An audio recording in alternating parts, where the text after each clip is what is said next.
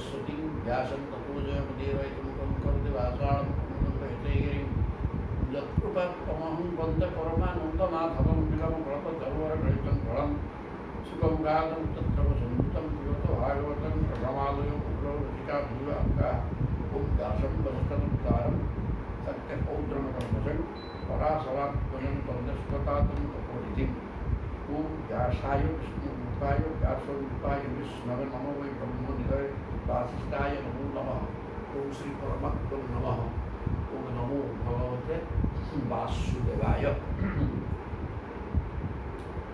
अध्याय दशम स्कंध अध्याय 60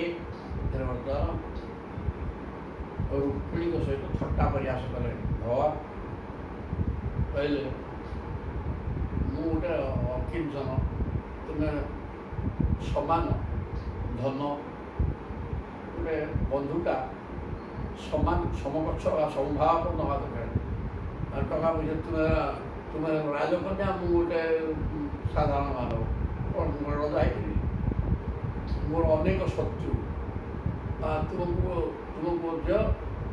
बलवान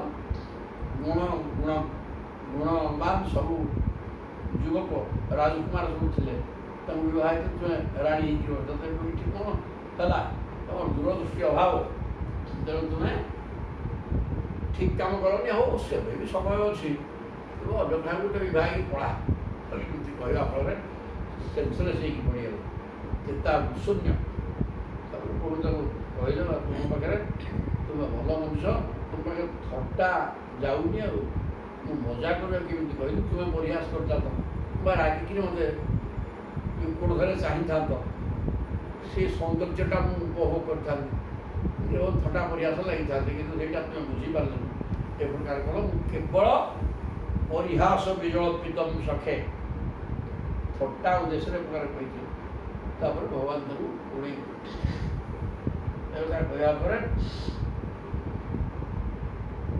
रुक्मिणी जहाँ भगवान कही कथा ठीक बोली कही उल्टा अर्थ शुरू कले सीटा सुंदर भाव सरीगला भगवान वर्तमान कहे मान प्राप्य मानिनी अपवर्ग संपदम वांछन्ति संपद ये तत्पति एवं भाग्या निरये पीजे नृणाई मात्रात्मक निरय सुसंगम हे मानिनी अभिमानिनी रुक्मिणी कहते हे मानिनी मान प्राप्य अपवर्ग संपदम अपवर्ग मान मुक्ति मुक्ति रूपक संपत्ति जहाँ पाखे अच्छी से भाया लोक मुक्तिटा केवल मोरी हाथ अच्छी अन्य कौन देवता पाखे ना तेणु मुक्ति संपदर मालिक होता मत पाई कौन कारण तपस्या कर मत पाइला बांछन्ति जे संपद एवं तत्पति जो लोकटा कि सांसारिक संपद को चाहे सांसारिक भोग्य वस्तु को चाहूँ अरे जी मुक्ति दे दो तू मुक्ति न चाहिए भगवान को पाइला संसार चाहलु तार छोड़ हतभागा ना ते मंद भाग्या हतभागा कहीं ये जो सुख नुह सांसारिक सुख ये निरये पीछे नर्क मिले नर्क हुए कौन विष्टा अड़िया आवर्जना तो कुकुर घुषुरी सब नर्क ये जन्म कुकुर घुषुरी कौन गुह खाती नर्क खाती तेणु से नर्क तेणु कुकुर घुषुरी विष्टा भितर कुर्मी जदि कह तू मतलब मुक्ति ना मुक्ति कौन कौन दरकार ये भितर स्त्री पिला भल बंद प्यालेस यहाँ मोर विष्टा घाटी खाऊँ काम शेष इतना असुविधा कौन अच्छे मुझे मुक्ति भी तेणु जो मैंने मुक्तिदाता मत पाइला संसार भोग्य वस्तु मागती से हतभागा कहीं संसार भोग्य वस्तु नर्क मिले तेणु लोक मन ବର୍ତ୍ତମାନ ଯେଉଁଗୁଡ଼ାକ ସଂସାର ଗୁଡ଼ା ବାନ୍ଧିକି ରହିଛନ୍ତି, ଶବ୍ଦ ସ୍ପର୍ଶ ରୂପ ରସ ଗନ୍ଧ ଏଇ ପାଞ୍ଚ ତନ୍ମାତ୍ର ଭୋଗ୍ୟ ପଦାର୍ଥ ଭିତରେ ନିଜକୁ ବାନ୍ଧିକି ରଖିଛନ୍ତି, ସେମାନେ ନରକକୁ ଯିବାକୁ ହିଁ ଭଲ ପାଆନ୍ତି। ଯଦି ମନ ସଦାସର୍ବଦା ଈଶ୍ୱରକୁ ସମ୍ପୂର୍ଣ୍ଣ ଛାଡ଼ିଦେଇ କେବଳ ସାଂସାରିକ ଭୋଗ୍ୟ ବସ୍ତୁ ପଛରେ ଗୋଟେଇଲା ଏବଂ ଭଗବାନଙ୍କୁ ପାଇଲେ ମଧ୍ୟ ସେମାନେ ସଂସାର ହିଁ ମାଗନ୍ତି, ଯିଏ ମୁକ୍ତିଦାତା ସେଗୁଡ଼ାକ ହତଭାଗା ଏବଂ ସେମାନଙ୍କର ଗତି ସେ ନରକକୁ ଯିବାକୁ ଭାରି ଭଲ ପାଆନ୍ତି। ଆଉ ଏ କଥା ଭଗବାନ ସ୍ପଷ୍ଟ ଭାବରେ କହିଲେ, ଦିଷ୍ଟ୍ୟା ଗୃହେଶ୍ୱର୍ଯ୍ୟ ଅସକୃତମୟୀ ତ୍ୱୟା କୃତାନୁବୃତ୍ତି ଅବମୋଚନୀ ଫଳୈଃ ସୁତୁଷ୍କରାସୁ ସୁତରାଂ ଦୁରାଶିଷଃ ଯଶୁମ୍ଭରାୟା ନିକୃତିମୁଷଃ ସ୍ତ୍ରିୟଃ। କହିଲେ ହେ ଗୃହେଶ୍ୱରୀ, ଘରର ମାଲିକାରୀ। ଘର କ'ଣ? ଗୃହିଣୀ ଗୃହ ଉଚ୍ଚତେ। ଘର ବୋଇଲେ ଗୃହିଣୀ ହିଁ ଘର। ଗୃହିଣୀ ମାନେ ସ୍ତ୍ରୀ ହିଁ ଘର। ମୁଁ ଘରକୁ ଯାଉଛି, ଗୋଟେ ପିଲା କହିକି ଘରକୁ ଯାଉଛି, ସେ ଘରକୁ ଆଗକୁ ଯାଉନଥିଲା କି ଯିବାର ପ୍ରଶ୍ନ ନଥିଲା, କିନ୍ତୁ ଗୃହିଣୀ ଥିବା ହାତରୁ ଘରକୁ ଯାଉଛି ବୋଲି କହିକି ଯିବ। ତା ମାନେ ସେ ଘରକୁ ଯାଉନି, ଗୃହିଣୀ ପାଖକୁ ଯାଉଛି, ତେଣୁ ଗୃହିଣୀ ହିଁ ଘର। ତେଣୁ ଗୃହ ସେ ପ୍ରଭୁ ମଧ୍ୟ ସେଥିପାଇଁ ସମ୍ବୋଧନ କଲେ, ହେ ଗୃହେଶ୍ୱରୀ, ଘରର ମାଲିକିଆରୀ। ଘର ବୋଇଲେ ତୁମେ। ନିଶ୍ଚୟ ଆମର ବଡ଼ ଭାଗ୍ୟ, ତୁମେ ସଂସାର ବନ୍ଧନରୁ ମୁକ୍ତି ପ୍ରଦାନ କରୁଥିବା ମୋତେ ହିଁ ନିରନ୍ତର ସେବା କରିଚାଲିଛ। ଅସକୃତ ମୟୀ ତ୍ୱୟା କୃତାନୁବୃତ୍ତି ଅବମୋଚନୀ ଫଳୈଃ। ତୁମେ ସଂସାର ବନ୍ଧନରୁ ମୁକ୍ତି କରିବାର କ୍ଷମତା ଥିବା ମୋ ଚରଣାର ଭିତରେ ମନ ରଖି ସଦାସର୍ବଦା ମୋ ସେବା କରୁଛ। ଫଳୈଃ ସୁଦୁଷ୍କରାସୁ, କିନ୍ତୁ ଫଳ ଦୁର୍ଜନ। ଦୁର୍ଜନ ମାନେ ଇଏ ସୁଯୋଗ ପାଆନ୍ତି ନାହିଁ। ଦୁର୍ଜନ ଗୁଡ଼ାକ କ'ଣ? ଭଗବାନ ଭଗବତ ସେବା ମିଳିବ। କୃତାନୁବୃତ୍ତି ଭଗମ ସୁତରାଂ ଦୁରାଶିଷଃ। ଯେଉଁ ସ୍ତ୍ରୀମାନଙ୍କର ଚିତ୍ତ ଦୂଷିତ କାମନାରେ ପୂର୍ଣ୍ଣ ହୋଇ ରହିଥାଏ, ଯେଉଁମାନେ ନିଜର ଇନ୍ଦ୍ରିୟ ତୃପ୍ତି ଲାଗି ରହିଥିବାରୁ ନାନା ପ୍ରକାର ଛଳ କପଟ ରଚନା କରିଥାନ୍ତି, ସେମାନଙ୍କ ପକ୍ଷରେ ଏପରି ସେବା କରିବା କଷ୍ଟକର। ଯଶୁମ୍ଭରାୟା ନିକୃତିମୁଷଃ ସ୍ତ୍ରିୟଃ। ମାନେ ବଡ଼ ସୌଭାଗ୍ୟର କଥା ଯେ ହେ ଗୃହେଶ୍ୱରୀ, ଘରର ମାଲିକିଆରୀ, ତୁମେ ସଦାସର୍ବଦା ମୋ ସେବାରେ ରହିଛ, ଯେଉଁଟା ଦୁର୍ଜନମାନଙ୍କ ଦ୍ୱାରା ଦୁଷ୍କର। ଦୁର୍ଜନ ଏକଥା ପାଇପାରିବେ ନାହିଁ। ତେଣୁ ଯେଉଁ ସ୍ତ୍ରୀମାନଙ୍କର ଚିତ୍ତ ଦୂଷିତ ହେଲେ ଯେଉଁ ଚିତ୍ତ ଈଶ୍ୱରଙ୍କର ଗଲା ସିଏ ହେଲା ଶୁଦ୍ଧ ଚିତ୍ତ, ଆଉ ଅଶୁଦ୍ଧ ଚିତ୍ତ ଯେଉଁମାନଙ୍କର ଚିତ୍ତ ସଦାବେଳେ ସଂସାର ଭିତରେ ଗତି କରୁଛି, ତେଣୁ ସେଇ ବ୍ୟକ୍ତିମାନେ এই প্রকার ভগবত সেবা করিপারিবে ନାହିଁ। নত্বদৃশীং প্রলয়িনীং গৃহিণীং গৃহেষু পশ্যামি মানিনী জয়া সুবিবাহকালে প্রাপ্তান রূপান অবগণস্য রঘুহরুমে প্রস্তাবিত দ্বিজ উপশ্রুতস কথস্য।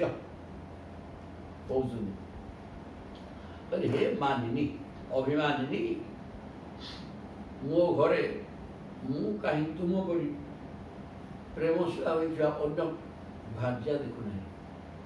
ନତ୍ୱାଦୃଶୀଂ ପ୍ରଳୟିନୀଂ ଗୃହିଣୀଂ ଗୃହେଷୁ।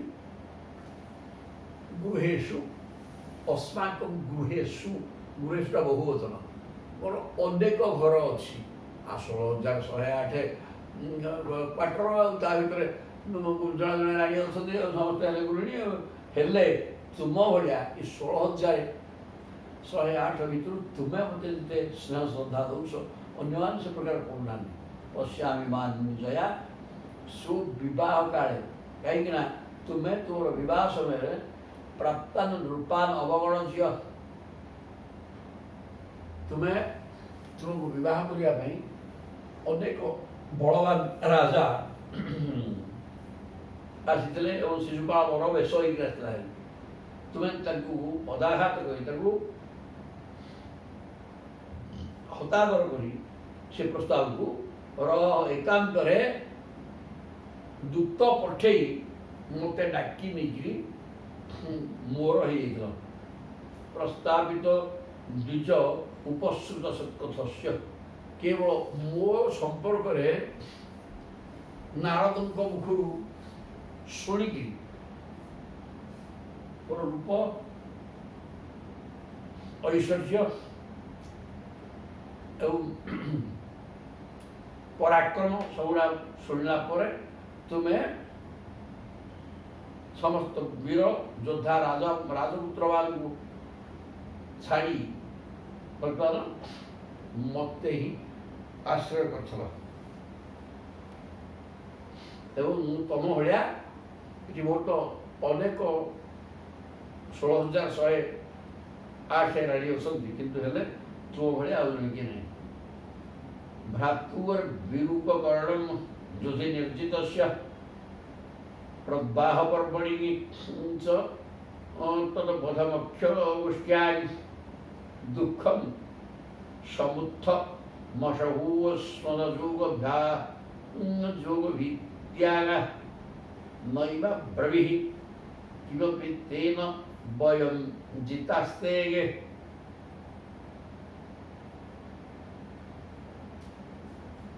भ्रातु विरूपकरणम युद्धि निर्दिष्ट युद्धरे पराजय करके तुम भाई ज्येष्ठ भ्राता रुक्मी को मु युद्धरे हटेनी तेणु सी मो सहित तुम छाड़ा प्रस्तुत ना मत मारिकी तुमको नहीं होता तेणु तक युद्धरे पराजय परास्त करी 7 बेटिया की क्षर करी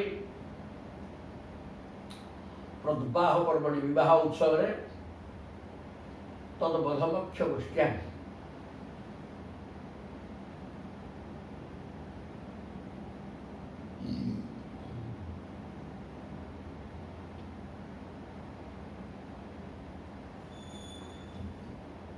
अनिरुद्ध विवाह विवाह अनिरुद्धर विवाह समय साखर बलराम पिटिले सी मरी जाता कि रुक्मी ये सब गुड़ाक तुम सहीच दुखम समुत्थ मशहू असद जोग जोग भित्या काले प्रभु कौन कहले प्रभु सहित मोर विच्छेद हो तुम भयर सबू कथा को शुणी जापरिक निजर भ्राता ज्येष्ठ भ्रातार बध होगा पशा खेल बलराम को द्वारा ताकू भी तुम सही दुखम समुत्थ समुत्थम अशह अश्वद जो नैवा ब्रवी किमपि तेन वयं जितास्ते तेणु तुम कि कहना कहीं काले मोटर विच्छेद हो तो सब सहित रही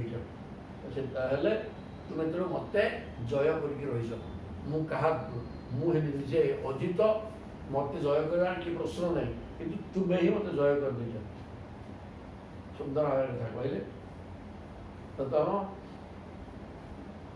युद्धरे तुम भाई की परास्त कली 7 बेटिया की मुड़ काटिकी लंडा कली एवं अनिरुद्ध विवाह समय तुम भाई के बलराम ज्येष्ठ भ्राता मारी दी पशा खेल ये सब प्रकार दुख तुमको नहीं काले मो किसी कहले मो सहित विरोध भाव हम विच्छेद हो तुम्हें मत कि भी कहना तेणु तुम्हें मत जय कर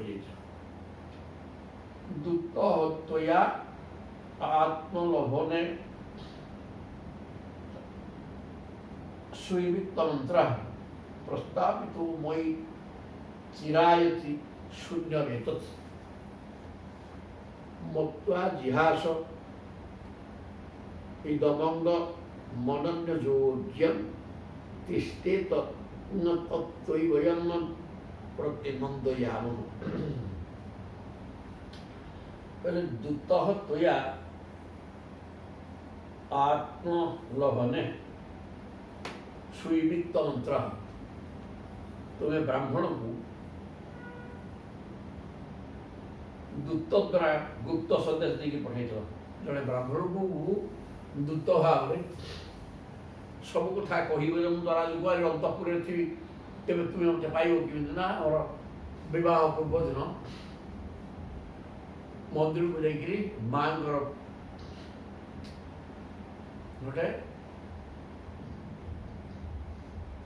पूजा करा जाए तो से निजे बह होता कन्या निजे जावाक पड़े तेणु सी मु माँ को मंदिर को जी से समय तुम्हें मत नहीं सब कथा तुम्हें दूत माध्यम मो पाक प्रेरण कर दूत और सब कथा कही प्रस्तावित मई चिरायती शून्य में किंतु सी आसवा जो विलंब होगा तुमको जगत शून्य भाया देखा जाता मत्वा जिहास इदम अंग मनन्य योग्यम।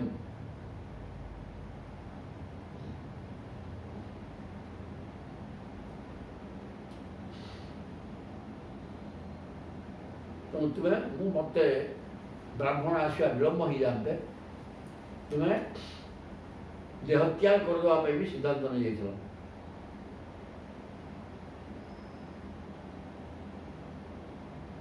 तो ये प्रकार प्रेम भाव भी तुम रहु तिष्ठे तत्त्वयि वयम प्रतिनंदयाम। मु किछि दे पारि नहीं तेणु तुम यही श्रेष्ठतम प्रेम भाव को मु केवल अभिनंदन जनाऊँ। मत्वा जिहासहितम अंग अनन्य योग्यम। ये मो शरीर अन्य कहीं भोग करें ना अन्य मान योग्य ये नुह केवल भगवान योग्य एक कथा चिंता करी जदि प्रभु न आसते मुझे देहत्याग कर प्रकार सिद्धांत नहीं जाता तेणु तुम ये प्रेम भाव स्थायी भाव में रहू से मो तरफ तुम किसी दे पारि केवल तुम प्रेम को अभिनंदन को जड़ेगी। श्री शुकवास एवं सौरत संज्ञापी भगवान जगदीश्वर स्वरतो रमयारे में नरलोकम विलंबयने तद सुखदेव बर्तमान परीक्षित महाराज कहते ये सौरत संलापी बोले परीक्षित जी जगदीश्वर भगवान श्री कृष्ण से तो आत्माराम का माध्यम सुख हो पाखे ना मनुष्य लोक लीला करते तेणु से दाम्पत्य प्रेम बढ़ाऊा विनोद भरा वार्तालाप कले सौरत संलापी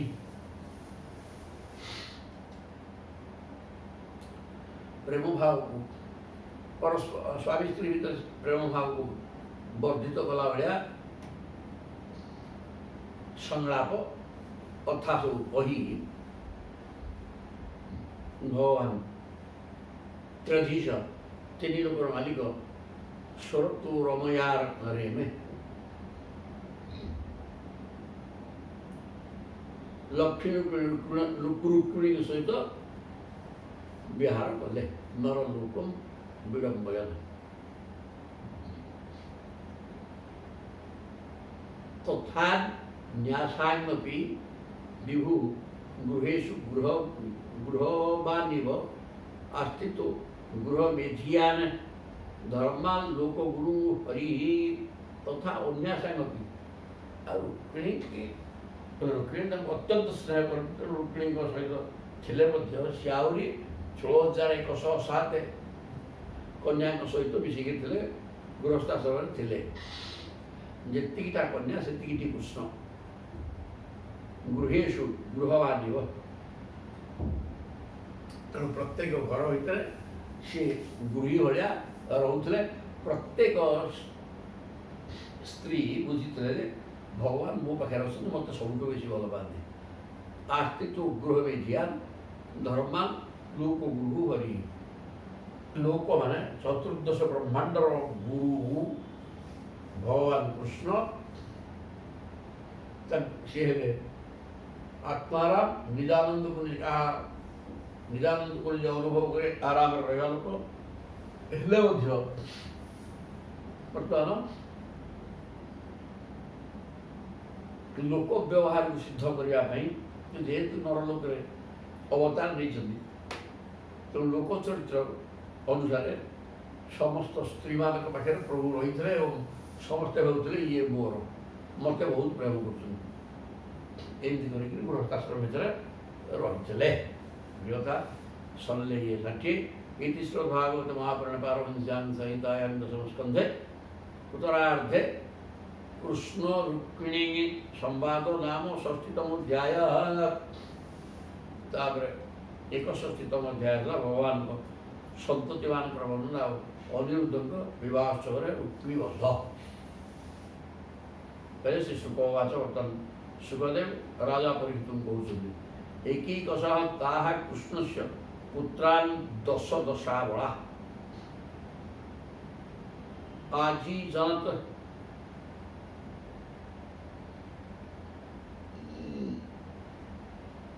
आजी जनन्दन जनन्दन ममान पितुः सर्वत्वसम्पदः केवल एकैकशः ताः कृष्णस्य पुत्राणि दश दश 16,108 प्रत्येक 10 10 पुओ आजी जनत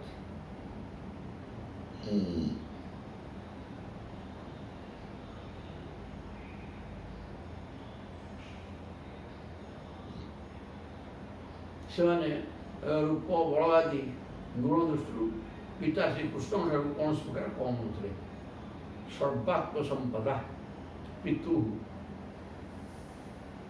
ये जो 10 10 पिला प्रत्येक पत्नी गर्भरू है कृष्ण भाया रूप गुण आचार पराक्रम सब कृष्ण सदृश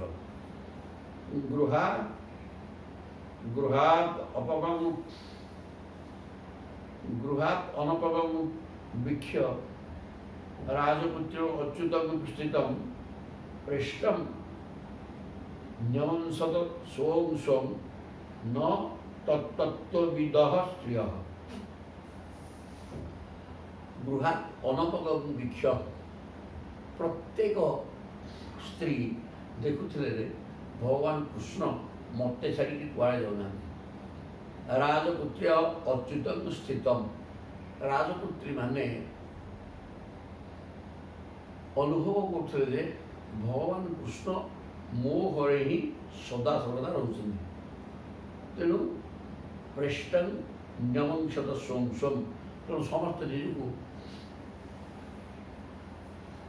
कृष्ण अत्यंत प्रियतमा मैंने कृष्ण से भल पाँच जहाँफल बो घर छाड़ी जाऊना ये प्रकार कृष्ण को अत्यंत स्नेह करते कहीं मत मोरी घर केवल ये हूँ सदा कुआड़े जाऊना तत्तत्विद स्त्रिय कारण प्रकृत तत्व कथा टी अरे सी तो साधारण मनुष्य गुड़ाक मनुष्य गुड़ाक 16,108 जड़े रहा तो किंतु प्रभु 16,108 ये तत्व कथाटा को राणी मैंने न जाणिक से भावुले कृष्ण मत सब बेस स्नेह कर जहाँफल मो घर छाड़ी जाऊना कड़े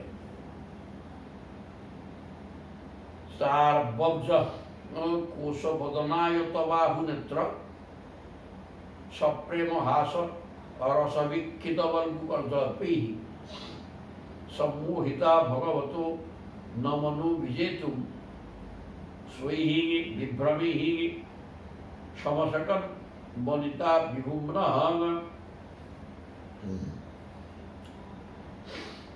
से सुंदर स्त्री माने चारु अब्ज कोश बदनायत बाहु नेत्र अत्यंत चारु माने मनोहर मुखपद्म एवं आयत्त बाहु ମନୋହର ମୁଖ ପଦ୍ମ। ମୁଖଟା ପଦ୍ମ ଭଳିଆ କ'ଣ ପାଖଡ଼ା ପାଖଡ଼ା ହେଇକି ଦେଇଛି ନା, ପଦ୍ମର ଶୀତଳତା, ସୁଗନ୍ଧ, ଈଷତ ରକ୍ତବର୍ଣ୍ଣ ବା ଗୋଲାପୀ ରଙ୍ଗ, ଏସବୁ ଗୁଡ଼ାକ ମୁଖରେ ଦୃଶ୍ୟମାନ ହେଉଛି। ତେଣୁ ମୁଖଟା ଅତ୍ୟନ୍ତ ଚିତ୍ତାକର୍ଷକ, ପଦ୍ମଟା ଅତ୍ୟନ୍ତ ମନମୋହନ, ମନକୁ ମୋହିଦେବା ଭଳିଆ ପଦ୍ମ। ମୁଖ ମଧ୍ୟ ସେହି ପ୍ରକାର ହେଇଛି। ଆଦାନଲମ୍ବିତ ବାହୁ, ନେତ୍ର ସପ୍ରେମ ହାସ, ଆଖିରେ ପ୍ରେମପୂର୍ଣ୍ଣ ଚାହାଣୀ ଏବଂ ହସ ହସିକିରି ପ୍ରେମପୂର୍ଣ୍ଣ ଚାହାଣୀ, ପ୍ରେମ ହାସ ରସ ବିକ୍ଷିତ ବଲ୍ଗୁଜ ପିହି ଏବଂ ବାଙ୍କ ଚାହାଣୀ, ଈଷତ ହାସ ଯୁକ୍ତ ମନ୍ଦ ହସିକିରି ବାଙ୍କ ଚାହାଣୀ, ଇଆଡ଼େ ଫୁସୁର ଫାସରେ କଥା। ସମ୍ମୋହିତା ଭଗବତ ହନ ମନୁ ବିଜେତୁ, ମଧୁର ବାଣୀରେ ମୋହିତ ହୋଇ ରହିଥିଲେ। ମୃଦୁହାସ, ସେମାନେ ନିଜ ନିଜର ଶୃଙ୍ଗାର ରସ ସମ୍ବନ୍ଧୀୟ ହାବଭାବ ଦ୍ୱାରା ତାଙ୍କ ମନକୁ ନିଜ ଆଡ଼କୁ ଆକର୍ଷିତ କରିବାକୁ ସମର୍ଥ ହୋଇପାରୁନଥିଲେ। ସମ୍ମୋହିତା, ସବୁ ସ୍ତ୍ରୀମାନେ ପ୍ରଭୁଙ୍କର ଏହି ପ୍ରକାର ପଦ୍ମ ଭଳିଆ ମୁଖ, ଆଦାନଲମ୍ବିତ ବାହୁ, ନେତ୍ର ଛଟା ମନ୍ଦ ହାସଯୁକ୍ତ ନେତ୍ରର ଆକର୍ଷଣ ଏବଂ ମିଠା ଅମୃତମୟ କଥା ଶୁଣିକି ମୋହିତ ହୋଇକି ରହିଥିଲେ। କିନ୍ତୁ ସେମାନେ ନିଜର ହାବଭାବ ଶୋଇ ହୋଇ ପ୍ରମେୟୀ, ନିଜର ହାବଭାବ ବା କାମଭାବ ସୃଷ୍ଟି କରୁଥିବା ବିଳାସ ଚେଷ୍ଟା ଦ୍ୱାରା ଭଗବାନଙ୍କୁ ବଶ କରିବାରେ ସମର୍ଥ ହେଇପାରିନଥିଲେ। ସେମାନେ ଭାବୁଥିଲେ ଆମେ ଭଗବାନଙ୍କୁ ବଶ କରି ରଖିଛୁ, କିନ୍ତୁ ଭଗବାନ ତ ସେ ପ୍ରକାର ନୁହନ୍ତି। ଆଉ ସେ ତ ନିଜ ଆନନ୍ଦକୁ ନିଜ ଅନୁଭବ କରି ତାଙ୍କର କାହା ମାଧ୍ୟମରେ ସୁଖ ଭୋଗିବାର ନାହିଁ। ଆଉ ତେଣୁ ସ୍ମାୟା ବଲୁକ ଲବଦର୍ଶିତ ଭାବହାରୀ, ଭୂମଣ୍ଡଳ ପ୍ରହିତ ସୌରତ ମନ୍ତ୍ର ସୌଦେହୀ, ପତ୍ନ୍ୟସ୍ତୁ ଷୋଡ଼ଶ ସହସ୍ର ମନଙ୍ଗ ବାଣୀ, ତାର ଯସ୍ୟେନ୍ଦ୍ରିୟଂ ବିମଥିତୁଂ କର୍ଣ୍ଣୈ ନଶେକୁ। ସ୍ମାୟା ବଲୁକ ଲବଦର୍ଶିତ ଭାବହାରୀ, ମାନେ ତାଙ୍କର ପତ୍ନୀମାନଙ୍କ ସଂଖ୍ୟା 16,108। ପ୍ରତ୍ୟେକ ନିଜ ନିଜ ମନ୍ଦ ମନ୍ଦ ମୃଦୁହାସ, ମନ୍ଦ ମନ୍ଦ ହାସ, ସ୍ମାୟା ଅବଲୁକ ଲବଦର୍ଶିତ ଭାବହାରୀ, ମନ୍ଦ ହାସ ଏବଂ କଟାକ୍ଷ ଚାହାଣୀ, ମନୋହର ଭୁଲତାର ଇଙ୍ଗିତରେ ପ୍ରେମମାଳ ମାରୁଥିଲେ। ତାହା ପଦ୍ମନାଭ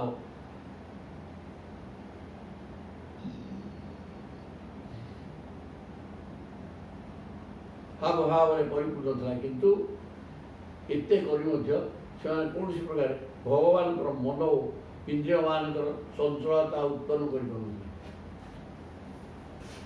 ପ୍ରତ୍ୟେକ 16,108 ସେମାନେ ଅନୁଭବ କରୁଥିଲେ ଯେ ପ୍ରଭୁ ମୋତେ ବେଶୀ ସ୍ନେହ କରୁଛନ୍ତି, କାରଣ ସଦାବେଳେ ମୋରି ଘରେ ରହୁଛନ୍ତି। ତାପରେ ସେମାନେ ସେଥିପାଇଁ ମନ୍ଦ ହାସ, ବଙ୍କା ଚାହାଣୀ ଏବଂ ବିଳାସପୂର୍ଣ୍ଣ ହାବଭାବ ଦ୍ୱାରା ପ୍ରଭୁଙ୍କୁ ଆକର୍ଷିତ କରିବାର ବ୍ୟବସ୍ଥା କରୁଥିଲେ ମଧ୍ୟ ପ୍ରଭୁ ହେଉଛନ୍ତି ପୂର୍ଣ୍ଣକାମ ଏବଂ ଆତ୍ମାରାମ, ନିଜ ଆନନ୍ଦକୁ ନିଜ ଅନୁଭବ କିଛି ଆରାମ ଥାନ୍ତି। ତେଣୁ ଏସବୁ ଗୁଡ଼ାକ ପ୍ରଭୁଙ୍କ ଉପରେ କୌଣସି ପ୍ରଭାବ ପକାଇ ପାରୁନଥିଲା। ଇଥଂ ରମା ପତେଇ ଅବାପ୍ୟ ପତେଇ ସ୍ତ୍ରୀୟସ୍ତା ବ୍ରହ୍ମାଦୟୋପି ନବିଦୁ ପଦବୀଂ ଯଦୀୟାନ୍,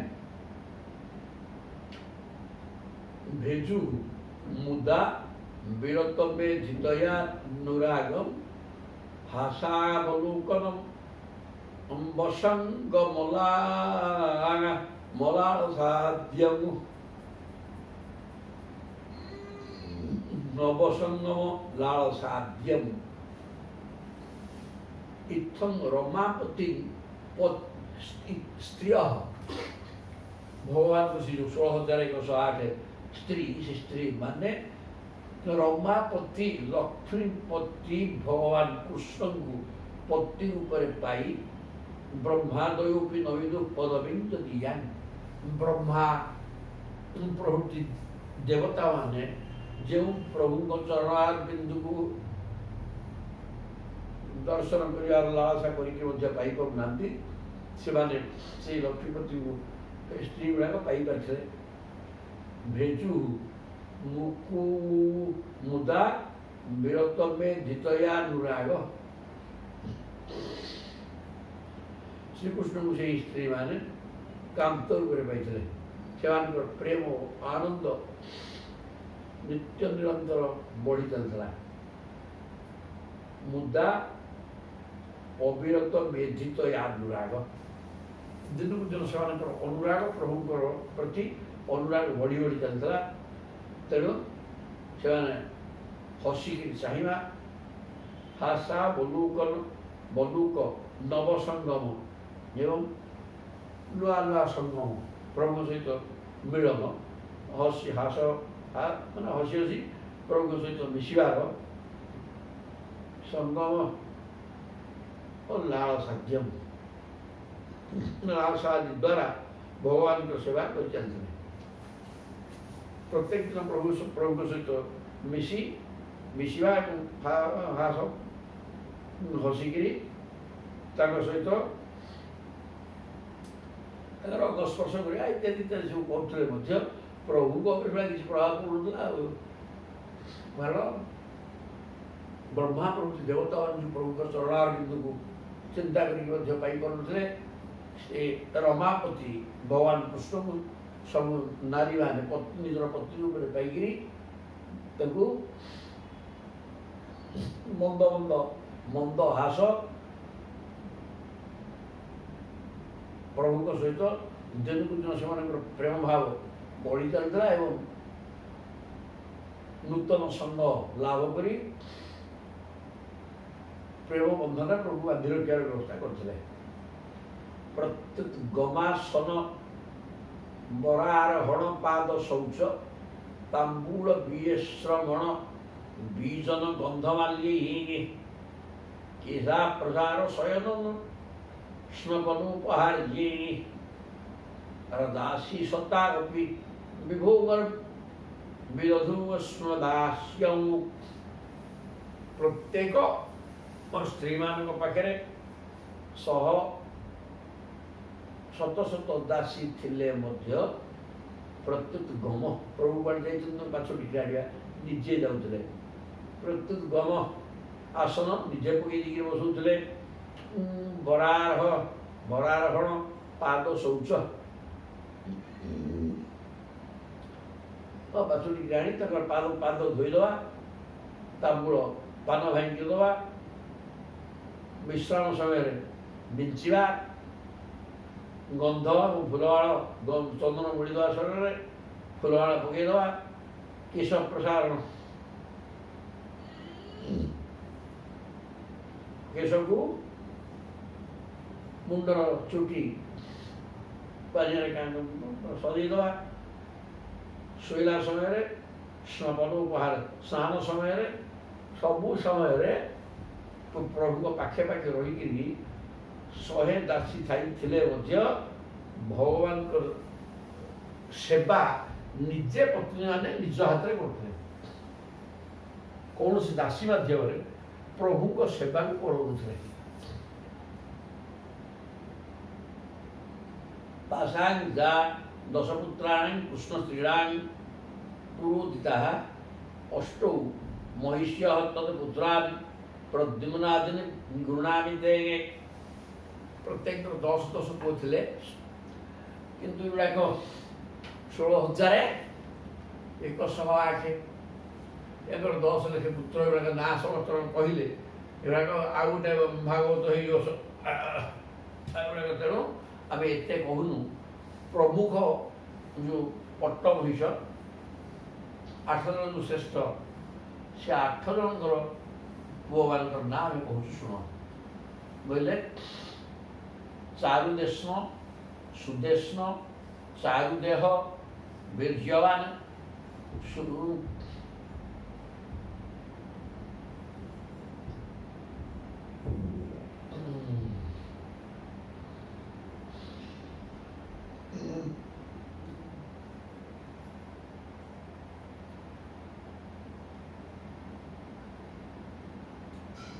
सेवानकर प्रद्युम्न आदि पुत्रवानकर विषय वर्णना कर शुण रुक्मिणी गर्भ प्रद्युम्न चारुदेष्ण सुदेष्ण पराक्रमी गुरु सुचारु चारुत भद्रचारु तथा अपरह चारु चंद्र विचारु चारु दशमो हरे ये 10 जन हेले रुक्मिणी पुओ आग तो रुक्मिणी मुख्य ना तापर प्रद्युम्न प्रमुखा जाता रुक्मिण्या नागमा पितु ये 10टी पुओ रुक्मिणी से निज पिता रुक्मिण्या नागमा पितु पिता कृष्ण ठार कौन सी विषय कम ना भगवान रूप आचार व्यवहार सब समान था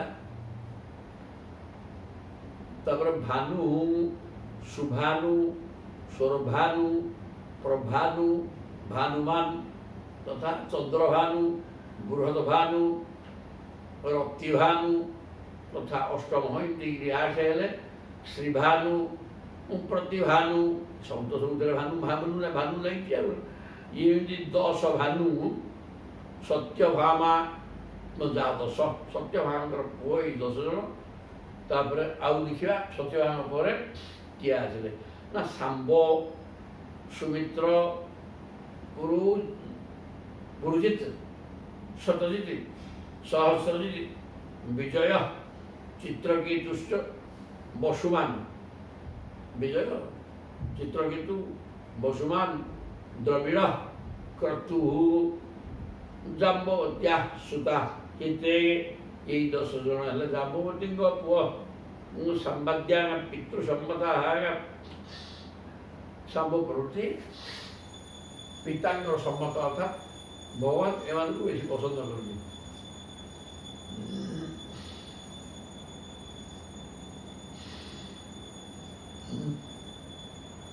विरह चंद्र अश्वसेन चित्रगु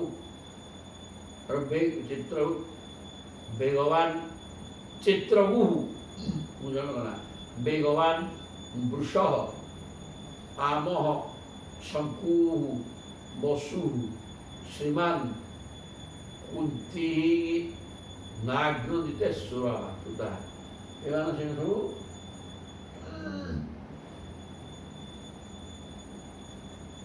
नग्नदितिर कन्या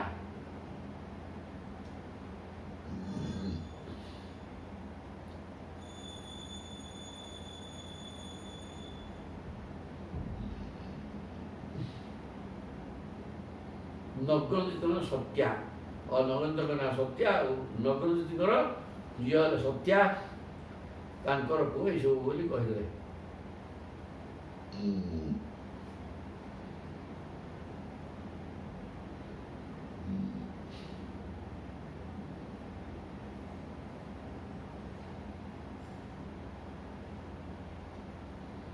सुत कवि वृष वीर सुबाहु भद्र एकल शांति 10 पूर्णिमास कालिंद्या सोमक अवर कालिंदीकर मध्य 10 को पूर्णमास एवं सोमक निम्न मिसिक कालिंदीकर 10 को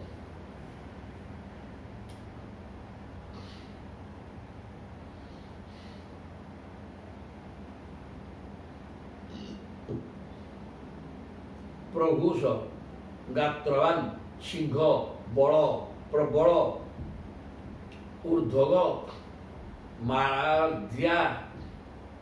माद्या पुत्र महाशक्ति सह उज पराजितः।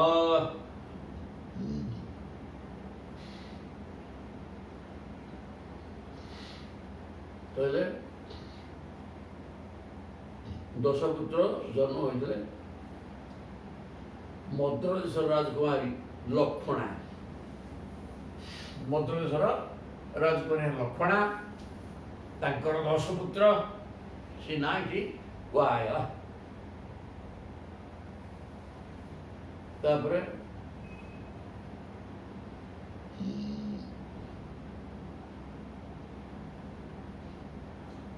वृक हर्ष अरिल रुद्र वर्धन अन्नाद महासः पावन बन्ही मित्र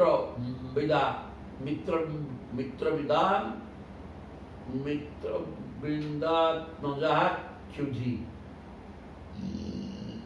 मित्रविंदा पुओ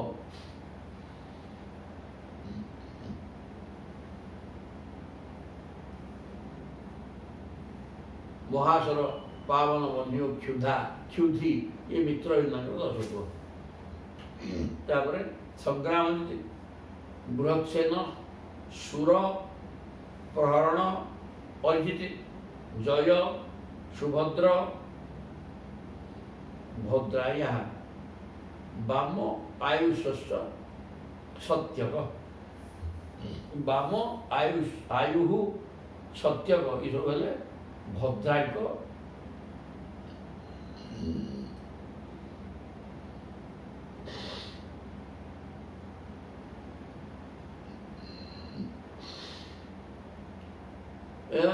भद्रांकर 10 पुओ। दीप्तिमान ताम्र तप्ता रोहिण्या तनया हरे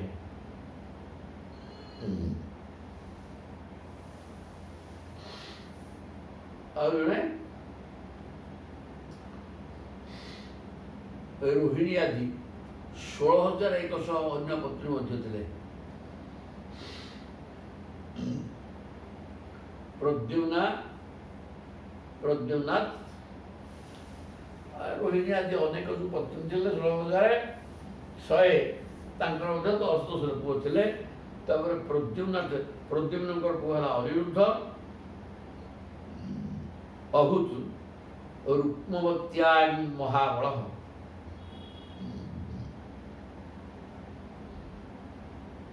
अनिरुद्ध गर्भ परम बलशाली अनिरुद्ध जन्म होता ये परिचित श्रीकृष्ण पुत्र मान माँ मान संख्या 16,000 रु अधिक होकर पुओ नाती मिसी प्राय 1 कोटी होता है 1 कोटी पुत्रिया तु रुक्मिण राजन नामना भोजकटे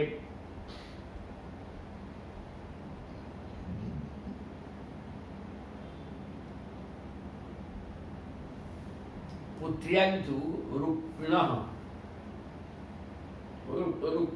रुक्मिकर झील राजन नामना भोजकटे भोजकट कारण सी तो फेरले पुण्य को भोजकट राजधानी करके रही पुत्र पुत्राश्च बहु कोटिश नृप कृष्ण कोटे पुओ नदी मिसिक मातर कृष्ण जीताना सहस्राणी तो 16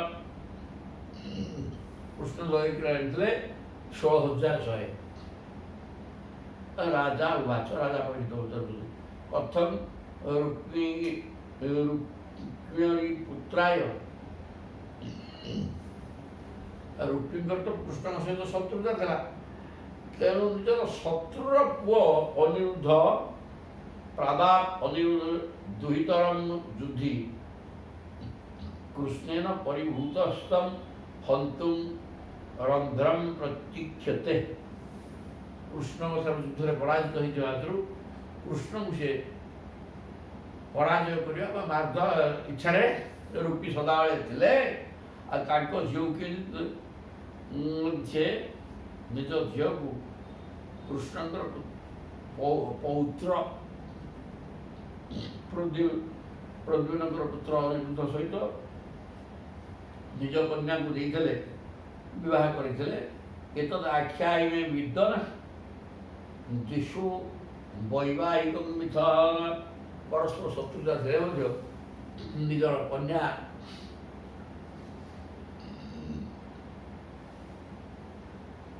କନ୍ୟାକୁ କେମିତି କୃଷ୍ଣଙ୍କର ପୌତ୍ରକୁ ସେ ଦେଲେ, ତ ପରସ୍ପର ଶତ୍ରୁତା ଥିଲା। ଏ କଥା ମୋତେ ଭଲ କରି ବୁଝିକି କହନ୍ତି।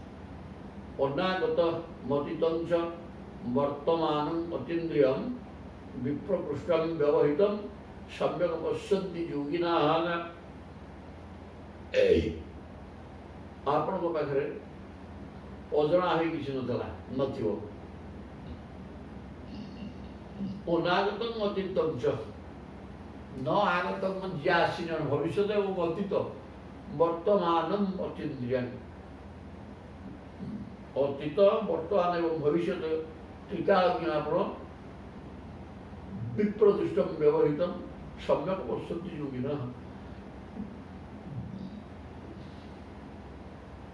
ସବୁ କଥା ଆପଣଙ୍କୁ ଜଣା, ଯାହା ଇନ୍ଦ୍ରିୟଙ୍କ ଶକ୍ତିର ବାହାରେ, ଯାହା ବହୁ ଦୂରରେ ଘଟିଥାଏ ଅଥବା ଯାହା କୌଣସି ଆଚରଣ ହେତୁ ଦୃଷ୍ଟିଗୋଚର ହୁଏ ନାହିଁ, ସେଭଳି ଘଟଣା ମଧ୍ୟ ଯୋଗୀମାନଙ୍କ ପାଖରେ ଅଛପା ରହେ ନାହିଁ।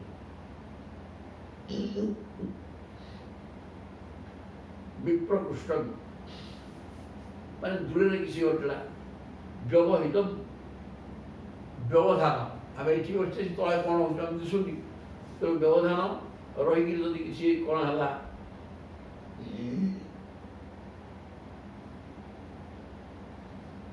ସମ୍ୟକ୍ ପଶ୍ୟନ୍ତି ଯୋଗିନଃ, ଏ ସବୁଗୁଡ଼ାକ ଯୋଗୀମାନେ କିନ୍ତୁ ଦେଖିପାରିବେ। ଦୂରରେ କ'ଣ ହେଉଛି ନିଜ ଆଖିର ବାହାରେ କ'ଣ କୋଉଠି ହେଲା, ଏବଂ ଯୋଗୀମାନେ ସବୁ ଦେଖିପାରିବେ। ଆପଣ ତ ଯୋଗୀମାନଙ୍କର ଈଶ୍ୱର ଯୋଗେଶ୍ୱର, ଆପଣଙ୍କୁ କ'ଣ ଅଜଣା। ତେଣୁ ଶ୍ରୀ ଶୁକ ବାଚ ସୁଖଦେବ ରାଜା ପରୀକ୍ଷିତଙ୍କୁ କହୁଛନ୍ତି, ମୃତ ସ୍ୱୟଂବରେ ସାକ୍ଷାତ୍ ଅନଙ୍ଗୁଙ୍ଗ ଦ୍ରୁତ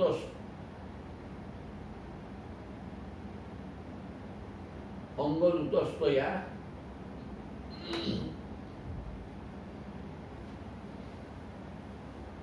राज्ञः समितान् निर्जित्य जहारीकरथो जुधि।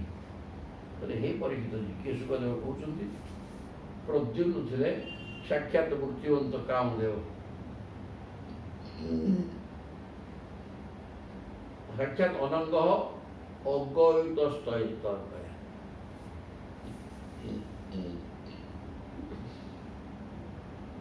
तांकर सौंदर्य गुण मोहित होई रूपवती स्वयंवर वर्णमाला पिंधेदेला।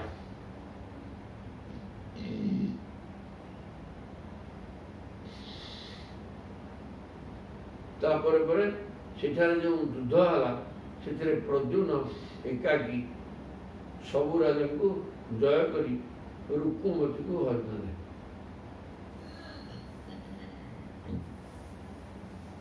प्रद्युम्न हेले कृष्णकर पुत्र,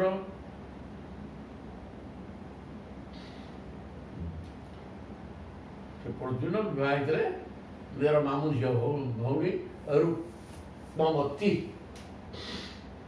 से स्वयंवर चलता, स्वयंवर से वर्णमाला देले सीता को उठे पड़े। यद्यपि अनुस्वरण चौरम रुक्मी कृष्णावमानितः व्यतरद भागिनेयाय सुतांकुवर्पं सुसुप्रियम्। यद्यपि अनुसरण वैरम आ रुक्मी जदियो कृष्ण सहित शत्रुता थिला एटा मन पड़ जाउछि, हेले कृष्ण ताको परास्त करछन्ति असम्मान कर सब मन पकईकि कृष्ण पुओ सहित विवाह कर इच्छा नथिले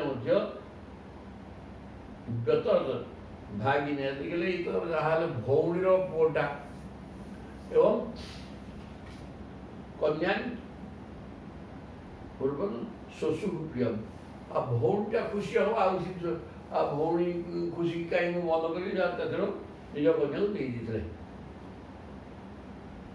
रुक्मिण्या तनयान राजन कृतवर्मसुतु बड़ी उपजेमे विशालाख्यां कन्यां चारुमती किलंग।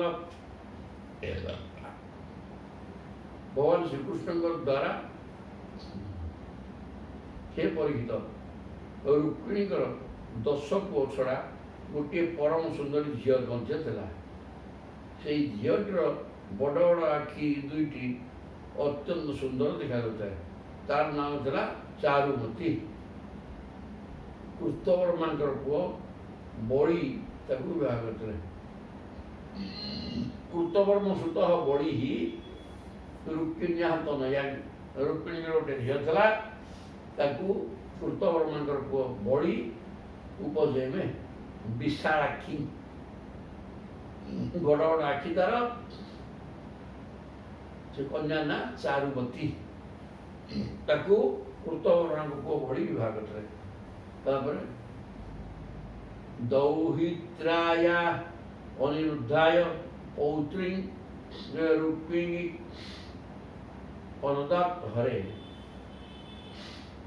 रोचनां बद्ध वैरूपी सुशुभु प्रिय चिकित्सया जानन अधर्मं तत् जौनम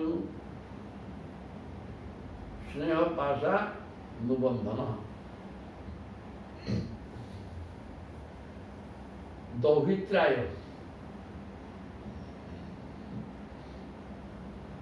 अनिरुद्धाय पौत्री रुक्मिणी अनुदत्त हरे रुक्मिणीर भगवान श्रीकृष्ण सहित पुराणा शत्रुता था। तथापि भौणी रुक्मिणी को खुशी करने लगी निज नातुणी रोचनार विवाह रुक्मिणीर नाती अनिरुद्ध सहित कर।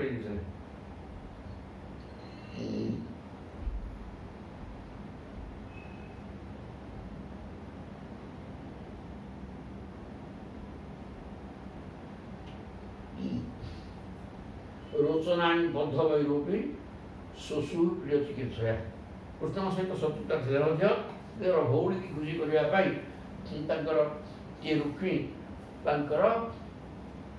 पौत्री पुत्री पौत्री मान पुअर झी रोचना को कृष्ण पौत्र अनिरुद्ध सहित विवाह कर जानन अधर्मं तद जौनम एगुड़ाक अधर्म होते स्नेह पाषाण बंधन मामू झील भौणी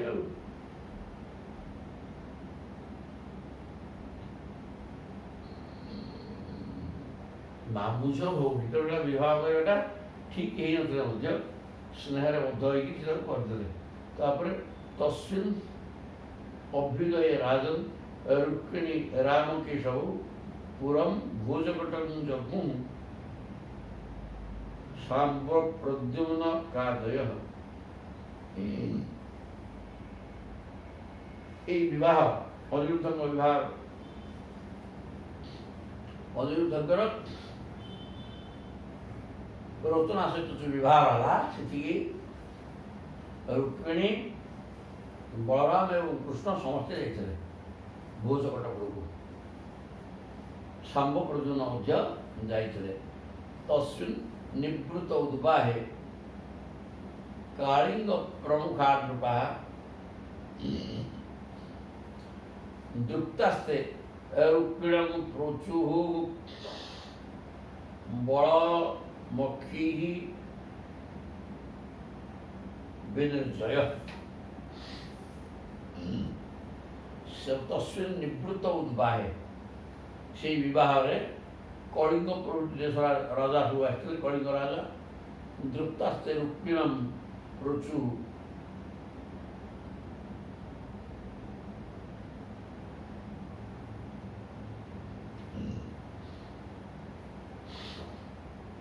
कलिंग नरेश श्री आसते नहीं कि विवाह उत्सव निर्विघ्न समाप्त हो जाए अनिरुद्ध विवाह उत्सव जोग जाक भगवान श्रीकृष्ण बलराम सब गले तापर तस्मिन् निवृत्त उद्बाहे कलिंग प्रमुखा नृपा कलिंग प्रभृति देशर राजा मध्य आसते दृप्ता हाथे से अत्यंत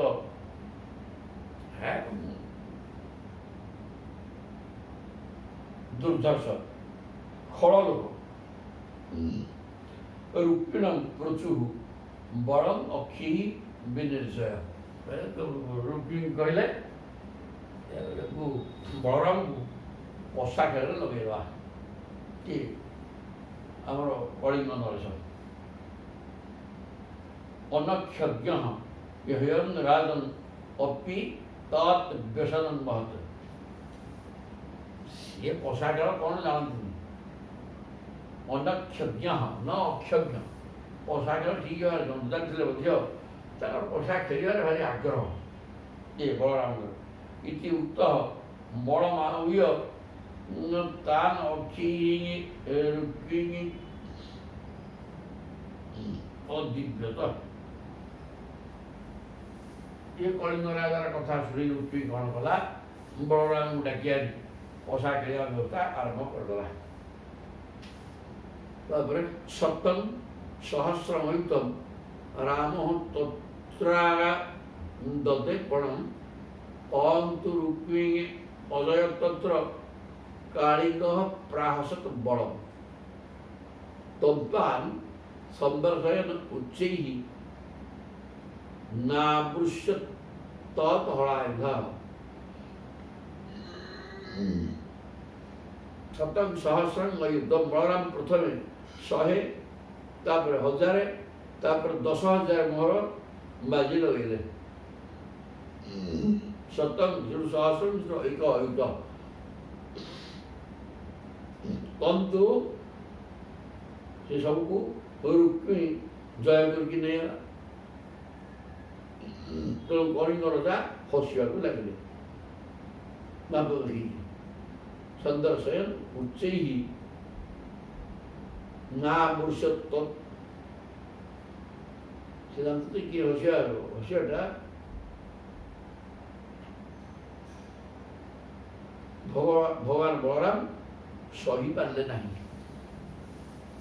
बलराम क्रोधी से सही पड़ तेणु तत्व लक्ष्यम रुक्मिणी गृह्णात गृहम तत्र अजयत बल तत्व लक्ष्यम तापर रुक्मिणी लक्ष्य थोला लक्ष्य सुना ताकि बलदेव जय करदे जितवान अहम इत्याह रुक्मिणी कैतवमाश्रित रुक्मिणी किंतु ठकिकी ठकामीर आश्रय नहीं कया मुझे मंडुना क्षुभित श्रीमान समुद्र इव पर्वणि जात्याग ऋणाख्य अतिरुषा निर्भुदम ग्रहमा तदे एमती कौन कले ना मंडुना क्षुभित बलराम तो से कौन रागिजे तेणु सी क्रोधरे पाचिगले समुद्र इव पर्वणि पूर्णमी दिन समुद्र जमी उद्वेलित हुए बड़ बड़ लहरी उठिकी सेमती ये क्रोधरे जलिले पकईक जात्या ऋणाक्ष एवं आखि नाला होगा अति क्रोधरे निर्भूतम ग्रहमा दे बर्तमान से जो पशा काठी धरी पिटले तंचापी जितवान राम 10 कोटी मोहर बाजी लगे किए तापर आहरी अधिक लाल है आखि तेणु मारि नथिले पुणी से 10 कोटी थोइले जितवान् रामः धर्मेण छलमाश्रितः रुक्मिणी जितं मया प्रेमे वदन्तु प्राश्रिका इति ताकू बलराम जीतीगले मध्य कपट आश्रय करी छल किए रुक्मी एवं कलिंग नरपति एमाने से बलराम जीते नांती या रुक्मी जीतीगला एक कथा बलराम आहरी सही पारे आगु रागिकी थे से सही पारे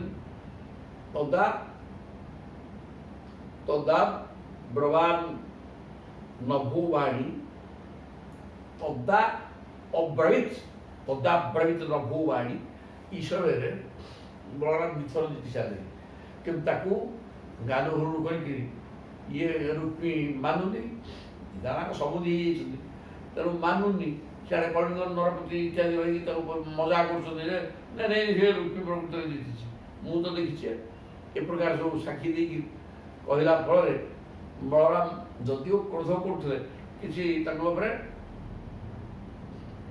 प्रतिक्रिया माने बाड़िया पिटा इत्यादि करते किंतु से आकाशवाणी होगा तत्र अब्रवीत नभोवाणी बलेन एव जितः ग्लह ये पशा बर्तमान बलराम ही जीति धर्मतः वचन नैव रुक्मी वदति वै वृषा प्रकृत धर्म सत कथा है बलराम जीति रुक्मीटा मृषा माने मिछ कथा कहूँ तम अनादृत्य वैदर्भ दुष्ट राजन्य चोदित कलिंग राजा अच्छी दुर्जन तेणु सी उस्कईदेला ये मानलानी किए रुक्मी आकाशवाणी है तथा तू कौन शुणु तथा शुणलानी न शुणु संकर्षण परिहसन बभाषे बाण चोदित बर्तमान भगवान बलराम को अपमान देवा छल उपहास करी कहला माने बलराम को जय होईची से कथा सी जानिले कि तेरे रुक्मी मानलानी पुणी आकाशवाणी है जे बलराम को जय होईची ताकू से मानलानी नवानी उल्टी थट्टागिरी परिहास करके कहला कौन कहला तान अनादृत्य वैदर्भ दुष्ट राजा प्रेरणा शंकर्षण भगवान को परिहास करके कहला कौन नावक्ष कोविदा जूयम गोपाल वनगोचरा अक्षि दिव्यक्ति राजान वाणीश्च न भवादृशा बहुड़ पिला जंगल बुल गाई चरा तुम काम नहीं तेने तुम्हें गोटे कौन कौन पोषा खेल कथा छड़ा रजा काम ना पोषा खेलटा नैव अक्षविद तुम्हें पोषा खेल जान जंगल बुली गाई चरा तुम काम अक्षि ही दिव्यक्ति राजा न पोषा खेल और रजा पिला जानी वाणिज्य एवं युद्ध सरसंधान करने पोषा खेल ये दीटा कथा रजांकर योग्य जिनस माने राजा ही करेंगे भवादशा गोपाला तुम भाया गौड़ पिला ये जंगल बुलिक गाई चलाती सी पोषा खेल आ युद्ध ताकू कौन जना थट्टा कर कहला रुक्मिणा रुक्मिणी एवं अधिक्षिप्त राजभि चोपहासित आउ गोटे रजा से खल से हसीदे ये प्रकार कह तेणु क्रुद्ध परिध उद्यम्य जघ्रेतन रुम्ण संसदी तेणु से विवाह उत्सव मांगलिक उत्सव समय रुक्मिणा को आउ संभाली पारे प्रभु से परिह को धरिकी पिटे पिटिले से मला से कलिंग राजन तरसा गृहीत्वा दशमे पदे दंपान अपातयत क्रुद्ध स्व अहसत ବିବୃତି ଦ୍ୱିଜେଇ କଳିଙ୍ଗ ରାଜା ଦାନ୍ତ ଦେଖେଇକି ହସୁଥିଲା, ତାକୁ ମୁଛାଏ ମାରି ସବୁ ଦାନ୍ତ ଝଡ଼େଇ ଦେଲେ। ବଳରାମ ରାଗିଲେ କିଛି ରଖିବେ।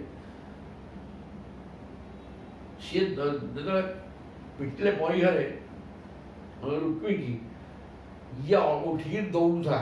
କିଏ? କଳିଙ୍ଗ ରାଜା। କହିଲେ ହରେ ବାପାରେ ବଳରାମ ରାଗିଲେଣି, ଇଏ ମାରିଦେବେ ସମସ୍ତେ। ସେ ପଳେଇବା 10 ହାତ ଯାଇଛି, ବଳରାମ ଗୋଡ଼େଇକିରି ତାକୁ ଧରିଲେ ଏବଂ କ୍ରୋଧରେ ମୁଥ ମାରିକିରି ଦାନ୍ତ ଗୁଡ଼ିକ ଭାଙ୍ଗିଦେଲେ ସବୁ। କଳିଙ୍ଗ ରାଜନ୍ତର ସାହା ଗୃହୀତ୍ୱା 10 ହାତ ଯାଇଛି ମୁଥ ମାରିକି ଦାନ୍ତ ଭାଙ୍ଗ ଉଡ଼େଇ ଦେଲେ। ଶେଷ କରିଦେବା। ଅନ୍ୟେ ନିର୍ଭିନ୍ନ ବାହୁ ଉରୁ ଶିରସଃ ରୁଧିରେକ୍ଷିତା ରାଜାନ ଦୁଦ୍ରୁଭୁ ଭୀତା ବଳେନ ପରିହାର୍ଜିତା। ଦାନ୍ତ ଦେଇକି ହସୁଥିଲା କଳିଙ୍ଗରା, ତା ଦାନ୍ତ ଝଡ଼େଇଲେ। ଅନ୍ୟ ରାଜା କେତେଟା ଥିଲେ ଯିଏକି ରୁକ୍ମଙ୍କୁ ତାକୁ ସପୋର୍ଟ କରୁଥିଲେ। ଏବଂ ଏଗୁଡ଼ାକ ରୁକ୍ମିଣୀ ହେଲା କୃଷ୍ଣ ଏବଂ ବଳରାମଙ୍କ ବିରୋଧୀ। ରୁକ୍ମିଣୀଙ୍କର ବିବାହ ସମୟ ଠାରୁ ସେ ବିରୋଧ କରିକି ରୁକ୍ମିଣୀ ଚାହୁଁଥିଲା ଶିଶୁପାଳ ସହିତ ବିବାହ କରାଇବା, କିନ୍ତୁ କୌଣସି ପ୍ରକାର ଏ ଦୂତ ପଠେଇକିରି ବ୍ରାହ୍ମଣ ହାତରେ ଭଗବାନଙ୍କୁ ଡକେଇକିରି ନିଜେ ତାଙ୍କ ସହିତ ପଳେଇଲେ। ତାପରେ ତାଙ୍କର ବିବାହ ହେଇଥିଲା। କିନ୍ତୁ ଇଏ ପ୍ରତିଜ୍ଞା କରିଗଲା ଯେ ବର୍ତ୍ତମାନ ତା କୃଷ୍ଣଙ୍କୁ ମାରିକିରି ରୁକ୍ମିଣୀକି ମୁଁ ଯଦି ନ ଆଣିବି ତାହେଲେ ଆଉ ମୁଁ ଆସିବିନି। କୋଉଠିକି? ବିଶ୍ୱକ ବିଦର୍ଭ, ବିଶ୍ୱକ ତା ରୂପା ନା, ବିଦର୍ଭକୁ ଆଉ ଆସିବି ନାହିଁ ଏ କଥା କରିକି ଗଲା। କିନ୍ତୁ ପରାଜୟ ହେଲା। ତାକୁ 8 ଭେଟିଆକି 7 ଭେଟିଆକି କାଟିକିରି ମୁଣ୍ଡ ଲଣ୍ଡା କରିକି ଛାଡ଼ିଲେ। ତେଣୁ ସେ ଆଉ ନ ଯାଇକିରି ବିଦର୍ଭ ନ ଯାଇ ସେ ଜଙ୍ଗଲ ଫଳ କାଟିକି ସେ ଭୋଜକଟ ନଗର ତିଆରିକି ରହିଲା। ଏ ପ୍ରକାର ହେଇଥିଲା। ତାପରେ ଶତ୍ରୁତା ତାର ଥିଲା, ଆଉ ତା ସାଙ୍ଗସାଥି ଯେତେକ ସବୁ କୃଷ୍ଣଙ୍କର ଶତ୍ରୁ, କୃଷ୍ଣ ବଳରାମଙ୍କର। ତେଣୁ ସେଠି ଡାକି ଆଇକିରି ଥଟ୍ଟା କରି ବଳରାମକୁ ଥଟ୍ଟା କରିକିରି ପରିହାସ କରିବା ପାଇଁ ତାକୁ ଡାକି ଖେଳ ଆରମ୍ଭ କରିଥିଲେ। ଆଉ ପରିହାସର ପରିଣାମ ମଧ୍ୟ ଭଲ କରି ହୋଇଗଲେ। ନିଜେ ରୁକ୍ମିଣୀ ମଲା, ସେଟା କାଶୀରା କଳିଙ୍ଗ ରାଜା ହସୁଥିଲା, ତା ଦାନ୍ତ ଝଡ଼େଇଲେ। ଅନ୍ୟ ରାଜାମାନଙ୍କୁ କ'ଣ କଲେ? ନିର୍ଭିନ୍ନ ବାହୁ ଉରୁ ଶିର, କାହାର ମୁଣ୍ଡ ଫାଟିଲାଣି, ତାର ହାତ ଗୋଡ଼ ହଣା ହେଲାଣି, ଏ ପ୍ରକାର କରି ରୁଧିରକ୍ଷିତା, କିଏ ରକ୍ତସ୍ରାବ ଏଇ ସବୁ ଗିରିଆ ଯାଇକି ଦୌଡ଼ିଲେ। ରାଜା ନ ଦୁଦ୍ରୁଭୁ, ଭୟରେ କିଏ କୁଆଡ଼େ ଦୌଡ଼ିକି ପ୍ରାଣ ରକ୍ଷା କରିକିରି ଆଉ ବଳେନ ପରିହାର୍ଜିତା, ବଳରାମ ପରିଘରେ ଆକ୍ରମଣ କରନ୍ତେ ସେ ପିଟଣ ଖାଇକିରି କାହାର ହାତ ଭାଙ୍ଗିଲାଣି, କାହାର ମୁଣ୍ଡ ଫାଟି ସବୁ କରିକି ସେ ଦେହାଜେ ଦୌଡ଼ିଲେ। ନିହତେ ରୁକ୍ମିଣୀ ଶାଲ୍ୟେ ନାବ୍ରବୀତ୍ ସାଧୁ ଅସାଧୁଆ। ରୁକ୍ମିଣୀ ବଳୟୋଃ ରାଜନ୍ ସ୍ନେହଭଙ୍ଗ ଭୟାତ ହରି। ନିହତେ ରୁକ୍ମିଣୀ ଶାଲ୍ୟେ କହିଲେ, ହେ ପରୀକ୍ଷିତ, ଭଗବାନ ଶ୍ରୀକୃଷ୍ଣ ଦେଖିଲେ ଯେ ବଳରାମଙ୍କ କର୍ମକୁ ସମର୍ଥନ କଲେ ରୁକ୍ମିଣୀ ଅପ୍ରସନ୍ନ ହୋଇବେ। ନାବ୍ରବୀତ୍ ସାଧୁ ଅସାଧୁଆ, ଆଉ ବଳରାମ ଅସାଧୁ କରିଛନ୍ତି। ଆଉ କୃଷ୍ଣ କ'ଣ ତାକୁ କହିଲେ ତୁ ଭୁଲ କରିଦେଲ କହିବେନି। ତାପରେ କହିଲେ ଆଉ ବଡ଼ ଭାଇ ତାକୁ ସେ କହିପାରିବେନି କିଛି, ସେ ବି ତାଙ୍କ ଉପରେ କ୍ରୋଧ କରିବେ। ତେଣୁ ସେ କ୍ରୋଧୀ, ସେଇ ହିସାବରେ ଇଏ କିଛି କହିଲେନି ଭଗବାନ କୃଷ୍ଣ। ରୁକ୍ମିଣୀ ବଳୟୋଃ ରାଜନ୍, ଇଆଡ଼େ ନ କହିଲେ ରୁକ୍ମିଣୀ ବି ମଧ୍ୟ ରାଗିବେ। କାରଣ ରୁକ୍ମିଣୀଟା ତାଙ୍କ ନିଜର ପତ୍ନୀ, ବଳରାମଙ୍କର ଦୋଷ କରିଛନ୍ତି। ଦୋଷ ତାଙ୍କ ନାହିଁ ଅବଶ୍ୟ, ଆଉ ସିଏ ତ ଥଟ୍ଟା କଲା, ଥଟ୍ଟା କରିବାର ଫଳ ପାଇଲା। ନିହତେ ରୁକ୍ମିଣୀ ଶାଳେ ନାବ୍ରବୀତ୍ ସାଧୁ, ଭଗବାନ କୃଷ୍ଣ ଭଲ କଲ କି ମନ୍ଦ କଲ ତାପରେ କୌଣସି ମନ୍ତବ୍ୟ ଦେଲେ ନାହିଁ। କାହିଁକି ନା କ'ଣ ମନ୍ତବ୍ୟ ଦେବେ? ଠିକ୍ ବୋଲି କହିଲେ ରୁକ୍ମିଣୀ ଲାଗିବେ ପତ୍ନୀ, ଭୁଲ କହିଲେ ବଳରାମ ଲାଗିବେ। ତେଣୁ ସେ କିଛି କହିଲେନି, କାହା ଭଲ କି ମନ୍ଦ କିଛି ହେଲେ କହିଲେ ନାହିଁ। କାରଣ ସ୍ନେହ ରୁକ୍ମିଣୀ ମଧ୍ୟ କ'ଣ କଲେ, ସ୍ନେହ ଭଙ୍ଗ ଭୟାତ ହରେ ହେ, କାଳେ ପ୍ରଭୁ ମୋ ଉପରେ ରାଗିବେ। ତେଣୁ ପ୍ରଭୁଙ୍କୁ ଭଗବାନ କୃଷ୍ଣଙ୍କୁ ମଧ୍ୟ ରୁକ୍ମିଣୀ କିଛି କହିଲେନି, କାହିଁକିନା କାଳେ ମୋ ଉପରେ ରାଗିଯିବେ। ସେ କୃଷ୍ଣଙ୍କୁ ସବୁଠାରୁ ବେଶୀ ସ୍ନେହ କରନ୍ତି, ଟିକେ ଥଟ୍ଟା ପରିହାସ କଲେ ବୋଲି ତାଙ୍କ ଚେତା ଉଡ଼ି ଯାଇଥିଲା। ତେଣୁ ସିଏ ତାକୁ ବି କିଛି କହିଲେନି। ଏଇ ପ୍ରକାର ଅବସ୍ଥାରେ এই কথার সমান সরলা এই পাঠ তত অনিরুদ্ধংশ সূর্যয়াবরম অরথং সমারোপ্য যজু কুশস্থলী রামাদয় ভোজকটক দশার্হা সিদ্ধাখিলার্থা মধুসূদনাশ্রয়া তত অনিরুদ্ধংশ সূর্যয়াবরম। এই প্রকার ବିବାହ ଆନନ୍ଦର ଜିନିଷ ହେଇଥିଲେ ମଧ୍ୟ ଦୁଃଖ ଆନନ୍ଦ ମିଶାମିଶି ହେଇକି ରହିଲା। କାହିଁକି ନା ନିଜର ପୌତ୍ରୀ ମାନେ ପୁଅର ଝିଅ, କିଏ ରୁକ୍ମିଣୀର ପୁଅର ଝିଅକୁ ବିବାହ ହେଲେ କୃଷ୍ଣଙ୍କର ପୁଅ ପ୍ରଦ୍ୟୁମ୍ନଙ୍କର ପୁଅ ଅନିରୁଦ୍ଧ, କୃଷ୍ଣଙ୍କର ଇଏ ହେଲେ ପୌତ୍ର, ରୁକ୍ମିଣୀର ପୌତ୍ରୀ। এই প্রকার বিবাহটা হয়েছিল।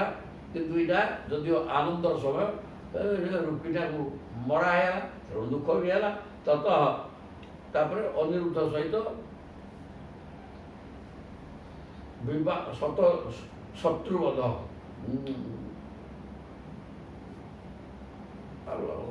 ମାନେ ବିବାହ ହେଇଗଲା, ସେଟା ଗୋଟେ ବଧ ହେଲା। ଶତ୍ରୁତା ସିଏ କରୁଥିଲା ମୂଳରୁ। ଏପରେ ଭଗବାନ ଆଶ୍ରିତ ବଳରାମ ଆଦି ଯଦୁବଂଶୀ ମାନେ ନବବିବାହିତା ରୋଚନା, ସେ କନ୍ୟା ନାଁ ରୋଚନା, ରୋଚନା ଏବଂ ଅନିରୁଦ୍ଧକୁ ରଥରେ ବସେଇକିରି ରଥ ସମାରୋପ୍ୟ ଯଜୁହୁ କୁଶସ୍ଥଳୀ, କୁଶସ୍ଥଳ ବେଳେ ଦ୍ୱାରକା, ସେଟା କୁଶବନ ସେଠି ଥିଲା ପବିତ୍ର। ତେଣୁ ସେଠି ସେ ଦ୍ୱାରକା ପରି କରିଥିଲେ। ତେଣୁ କୁଶସ୍ଥଳୀକି ଚାଲିଲେ। ରାମାଦୟ ଭୋଜ କଟା ଦଶାର୍ହା, ରାମ ପ୍ରତି ବଳରାମ ପ୍ରତି ଭୋଜକଟ ନଗରୀରୁ, ଆଉ ଭୋଜକଟ ନୂଆ ଗୋଟେ ରାଜା ତିଆରି କରିକି ରୁକ୍ମିଣୀ ଥିଲା। ତେଣୁ ସେ ନଗରୀରୁ ସିଦ୍ଧାଖିଳାର୍ଥା, ତାଙ୍କର ସମସ୍ତ କାମନା ପୂର୍ଣ୍ଣ ହେଲା। ଆଉ ଝିଅଟା ରହିବାକୁ ଆସିଥିଲେ, ଝିଅ ଦେଲେ ଆଉ କ'ଣ। ତେଣୁ ମଧୁସୂଦନ ଆଶ୍ରୟା, ଭଗବାନଙ୍କ ଆଶ୍ରୟରେ ବର୍ତ୍ତମାନ ବଳରାମ ପ୍ରଭୃତି ଯଦୁବଂଶୀ ମାନେ ଭଗବାନଙ୍କ ଆଶ୍ରୟରେ ଭୋଜକଟରୁ ବାହାରି ନିଜର ପୌତ୍ର ଅନିରୁଦ୍ଧ ଆଉ ବଧୂ ରୋଚନାଙ୍କୁ ନେଇ କୁଶସ୍ଥଳୀ ଦ୍ୱାରକାକୁ ପ୍ରତ୍ୟାବର୍ତ୍ତନ କଲେ, ଫେରିଲେ। ଏଠି ଅଧ୍ୟାୟ ସରିଲା। ଇତି ଶ୍ରୀମଦ୍ ଭାଗବତ ମହାପୁରାଣ ପାରମହଂସ୍ୟାଂ ସଂହିତାୟାଂ ଦଶମ ସ୍କନ୍ଧେ ଉତ୍ତରାର୍ଦ୍ଧେ ଅନିରୁଦ୍ଧ ବିବାହେ ରୁକ୍ମୀ ବଦ୍ଧ ବିବାହ ହେଲା, ସେଟା ସୁଧର ହେଲା ନାମ 61ତମ ଅଧ୍ୟାୟ। ତାପରେ 62 ଚାଲିବ। ଉଷା ଅନିରୁଦ୍ଧ ଅନିରୁଦ୍ଧ ଗୋଟେ ବିବାହ ହେଇକି ଆସିଲା। ପୁନର୍ବାର ବାଣାସୁରର କନ୍ୟା ଉଷା ସହିତ ବିବାହ ହେଲା। ସେଇଟା କାଲିକି ଆରମ୍ଭ ହବ। ଜୟ ଜଗନ୍ନାଥ। ବିଶେଷ ଆଧ୍ୟାତ୍ମିକ ଜ୍ଞାନ। ଜୟ ଜଗନ୍ନାଥ।